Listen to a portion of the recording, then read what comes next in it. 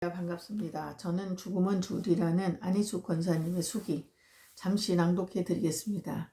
김은 수단을 써서 야미로 간수장에게도 떡도 사다 주고 계란도 사다 주고 또 담배와 술도 사다 주면서 그의 마음을 샀다. 하루는 구리아마의 얼굴이 변해서 내게 무슨 이야기를 했다. 그들은 나를 못살게 굴면서 57번은 부잣집 딸이니까 그래도 뒤에서 무엇을 받은 게 있기에 수인이 그에게 종노릇을 하지 뭐야? 하면 김은 맞장구를 치며 뭐 월급 적은 간수에게 한 줌 집어주면 1년 내내 번 것보다 나으니까 누구든 안 좋아할까봐. 그러나 한때 꼬리만 잡혀보라지. 김 감방 신세를 못 면하지. 좋지. 같이 57번과 한 방에 들어가 있으면 하는 등 빈정대는 꼴을 보면 분해요.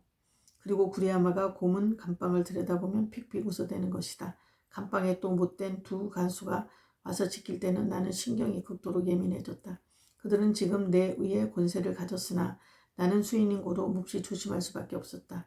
나는 공손한 태도로 언제나 단정히 앉아서 한 틈이라도 책 잡힐 일이 없도록 주의했다. 또 나와 같은 감방 수인들도 그랬다. 수인 중에 가장 수단이 있고 억세고 악한 죄수가 13번이었다. 이 여자는 나이가 40에 가까운 수인인데 사형수로서 무기를 받았는데 어찌 수단이 좋고 머리가 좋은지 전에는 교육을 하나도 받지 않았지만 감옥 안에서 글을 배우고 일도 제일 잘하고 말도 제일 잘해서 부하를 많이 만들었고 간수들의 마음을 얼마나 샀는지 10년 되는 날에 청소부로 뽑혀나갔다.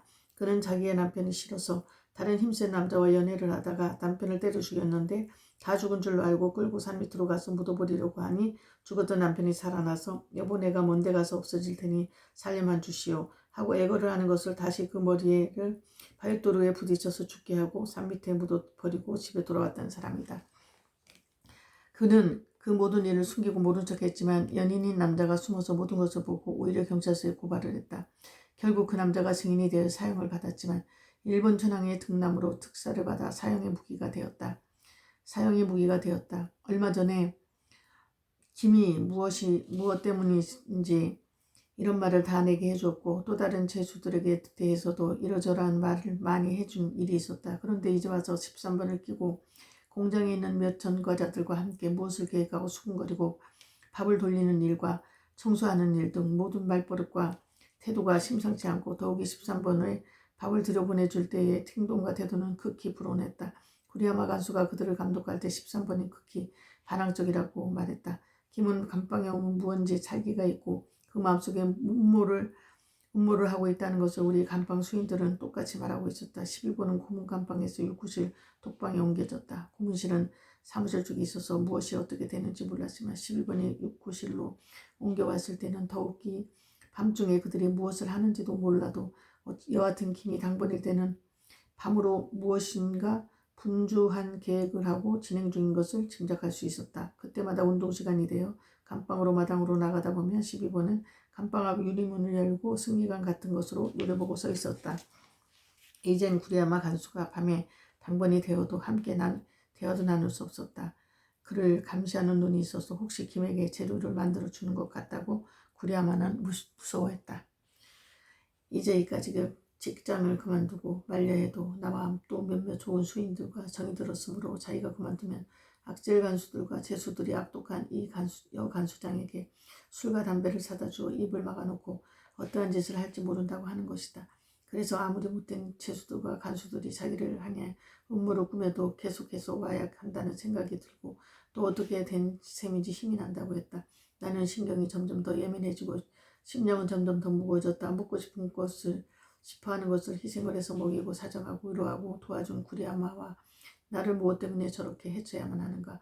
물론 더 먹으려고 애를 쓰다가 안 되니까 원수로 여기고 못살게 하는지 모르겠다고 구리아마는 걱정했다. 일이 점점 커져서 여감은 결국 두 파로 갈라졌다. 12번과 13번 두 간수를 비롯 그의 모든 악한 수인들을 끼고 어떻게 해서라도 주간수와 구리아마를 감옥 간수의 저기측에서 떨어뜨리고 나에게 쇠고랑을 채우고 욕을 먹을 뿐만 아니라 나를 좋아하고 다른 주인들에게까지도 쓴잔을 마시우려고 그들은 여러 가지 음모를 꾸미는 것이었다. 이 일이 이렇게 된즉 수인들의 표정도 모두 긴장이 되어 보였다. 더욱이 청소부 4명과 12번을 낀 죄수들은 전과자같이 내게 인사할 일도 없었는데 곁눈으로 나를 쳐다보고도 슬쩍 피하는 사이가 되어버렸다. 그러나 그들의 눈치를 보면 그중 한 중년 부인의 눈빛은 달랐다. 언제나 나를 들여다보고 어떠한 틈을 타서라도 종이 한 장이라도 더 주려고 또 일체 말을 하거나 웃거나 하는 일이 없었다. 김은 능청대면서 소지부들을 놀려대고 그들도 크게 웃으면서 아양을 떠는 것이다. 구리아마와 주간스를 받들듯이 내 마음속에 붙잡고 그들이 받은 기론과 학대와 모욕을 내 것같이 받아지는 내 심정은 날이 갈수록 더 밑바닥으로 내려가서 내 신경은 극도로 예민해지고 불안한 한계까지 무시로 내게 휩쓸려 오는 것이다. 더욱이 못된 간수들이 의기양양해서 자 하나님 하는 것들이 어떻게 되나 보자. 남자 경관들이나 판사들을 치고 놀아 보아서도 이제 누구를 어떻게 해보라고 나에게 퍼붓는 선전보고 같은 말에 앞이 캄캄해지는 것이다. 누가 무엇을 어떻게 했기에 이 악한 것들이 이러는가. 무엇을 지어내고 무엇을 말하고 있는지 마음이 몹시 괴롭고 쓰라렸다. 나는 금식을 며칠씩 여러 번 했다. 화춘이 도 나를 따라서 금식을 하는데도 이 원수들이 빈정대는 것과 구리아마 간수의 괴로운 얼굴을 보면 불안하기 그지없었다. 나는 피할 길도 없고 나갈 길도 없고 설명할 기회도 없고 전혀 사유가 없는 재수일 뿐이었다. 지금 내가 앉아있는 감옥은 과연 철로 쌓여진 철구름 같았다. 소리를 질러도 아무도 들어줄 리가 없었다. 나는 산채로 깊고 깊은 천척만척되는 무덤 속에 깊이 파묻힌 채로 나갈 길을 찾을 수 없이 숨을 쉬고 있는 것이 아닌가 하고 생각도 했다. 나는 다시 부르짖은 시편 55편을 외우고 또 외웠다. 이렇게 지나가기를 얼마 동안이나 지났는지 나는 무척 침착해지고 화춘이는 몹시 수척해졌다. 구리야마가 당번 때 그는 나를 보면 왜 안 먹느냐고 울면서 보냈다. 주간수도 나를 보고 울고만 있었다. 어느 날 이 감옥에는 큰 광풍이 일어났다.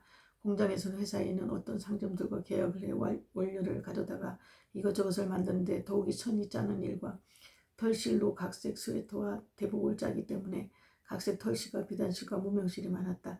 그런데 김은 12번의 콧질을 받아가지고 13번과 또 다른 악한 재수 몇과 짜고 털실과 비단실도 이미 짜놓은 비단들을 도둑질해 내어 운반하기로 했는데 불행히 같이 음모를 꾸몄던 문지기 간수가 벼랑간 지키는 위치가 되는 바람에 도둑질하던 것이 탄로 났다. 남자 간수들과 부장들과 과장이 공장에 들어와 모든 것을 조사하고 죄인들을 신문하고 야단법석이었다. 김은 현장에서 잡혔으므로 곧 구속이 되고 모두 같이 음모를 꾸몄던 다른 간수도 자기는 모른다고 끝끝내 피하고 죄수들도 그가 억지로 가져갔다고 했지만 모두 벌을 받았다.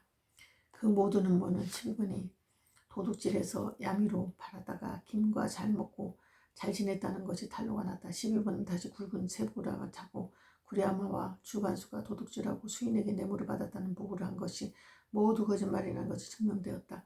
도리어 이들은 시간을 잘 지키고 직장에 충성했으므로 세구도 한 걸레씩을 상을 받았다. 나는 꿈을 꾸는가 하고 입을 벌린 채 할 말을 몰랐다. 나는 참 기뻤다. 나는 하나님 앞에 어찌 무안스러운지 부끄러워서 웃기만 했다.